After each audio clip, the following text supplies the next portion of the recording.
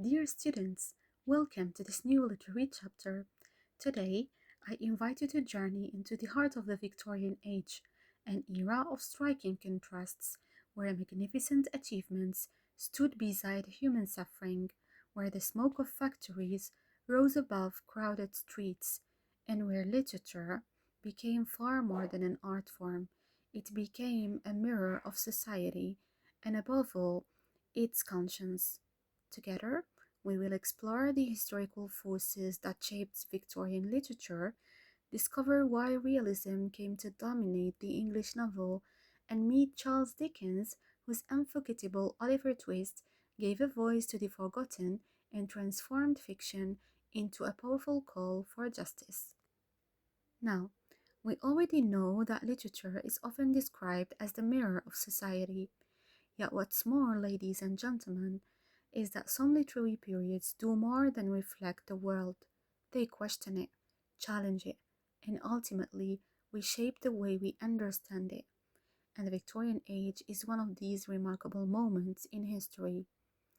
Named after Queen Victoria, whose reign lasted from 1837 to 1901, this period witnessed unprecedented scientific discoveries, industrial expansion, and imperial power. Yet beneath this image of progress lay another reality: poverty, child labor, overcrowded cities, and profound social inequalities. It is precisely within this tension that Victorian literature found its voice. Today, we will discover how literature became not merely a form of artistic expression, but a moral conscience for an entire society. Right before journeying into this era, let me highlight the objectives of this course. By the end of this lecture, we should be able to define Victorian literature within its historical context, distinguish broad early and late Victorian orientations in terms of tone, themes, and cultural anxieties, explain why the realist novel became the period's leading form, and analyze Oliver Twist as a Victorian case study, linking narrative strategies to the period's key lineaments.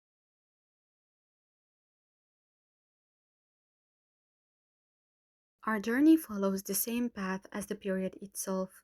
We begin with history, move toward literary form, meet one of England's greatest novelists, examine Oliver Twist, and finally reflect on what makes Victorian literature continue to spark to readers almost 2 centuries later.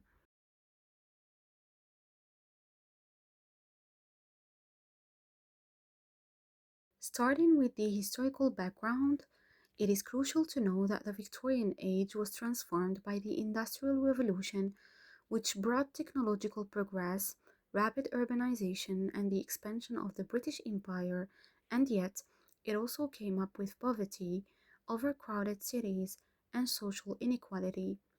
Politically, Britain introduced important reforms intended to improve representation and social conditions, yet many inequalities remained unresolved. Also, scientific discoveries, especially Darwin's theory of evolution, also challenged traditional religious beliefs, creating intellectual uncertainty. At the same time, the rise of newspapers and serialized fiction made literature accessible to a wider public. Victorian writers therefore looked closely at the world around them. They did not invent imaginary world disconnected from reality. They actually wrote about the very society in which they lived.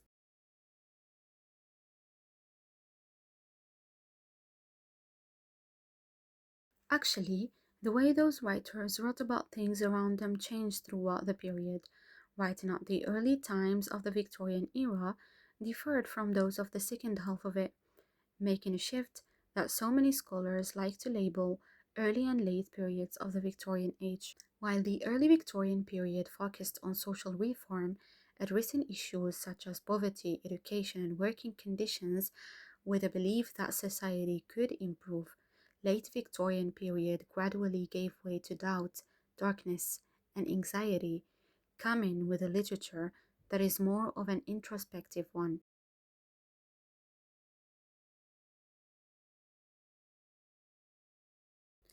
Unlike Romantic writers, Victorian novelists focused on ordinary people and real social issues. This commitment to portraying life truthfully became known as realism, something that characterized the writings of the Victorian authors, amongst whom was Charles Dickens. Actually, if we are to point out to one writer that embodies the spirit of Victorian literature, it would undoubtedly be Charles Dickens. Dickens devoted his novel to exposing social injustice and giving a voice to the forgotten. His London is not merely a setting, it is a living city where wealth and misery coexist. Through the journey of one of his most famous characters, Oliver Twist, Dickens explores the innocence confronted by harsh social order, exposes the hidden poverty of Victorian London, and denounces hypocrisy within institutions that claim to protect the poor. Above all, the novel invites readers not simply to witness suffering, but to respond with compassion, making Oliver Twist one of the finest examples of the Victorian realism.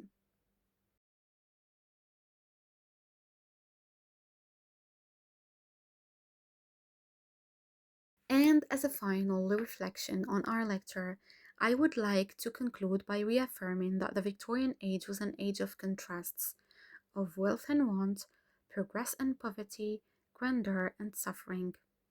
And yet, it is from its crowded spirit that stories that gave humanity a lasting voice emerged.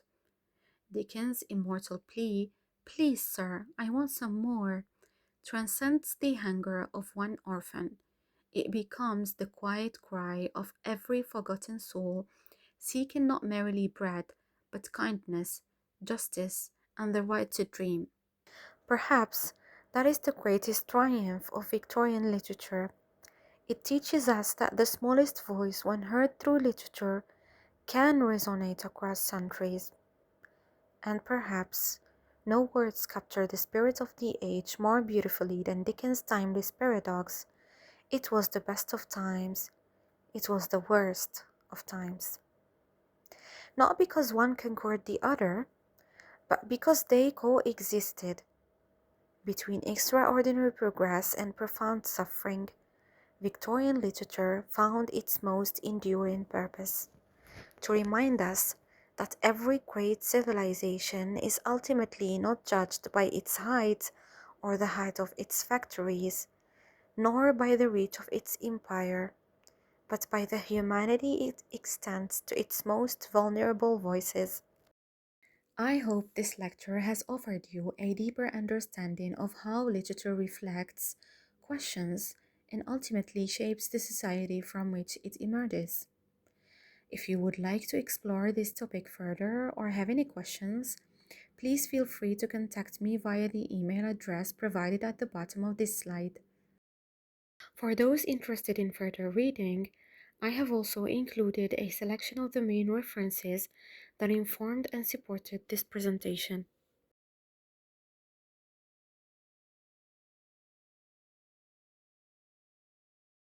Thank you for your attention, your curiosity, and your love of literature. I look forward to seeing you in our next literary chapter.